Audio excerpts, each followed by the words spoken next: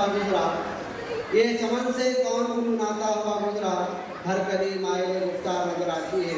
उसके बाद ड्रामा सेवटी दरख्तों की हिफाजत, इस उन्वान से ड्रामा पेश करने के लिए राहत सभा शेख रहीम और उनके ग्रुप को आवाज़ देते हैं कि वो आए और सेवटी ड्रामा पेश करें। राहत सभा शेख रहीम और उनका ग्रुप।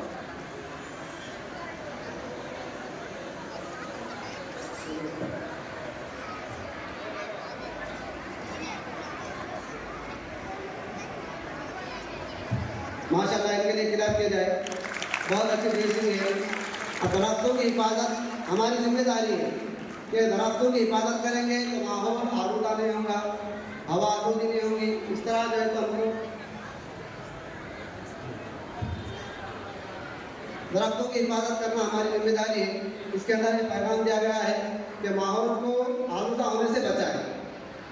देखिए इसके अंदर कि किस तरह से दरख्तों की हिफाजत की जाती है और किस तरह से दरख्तों को तोड़ने से रुकाया जाता है, इसके अंदर बताया गया है।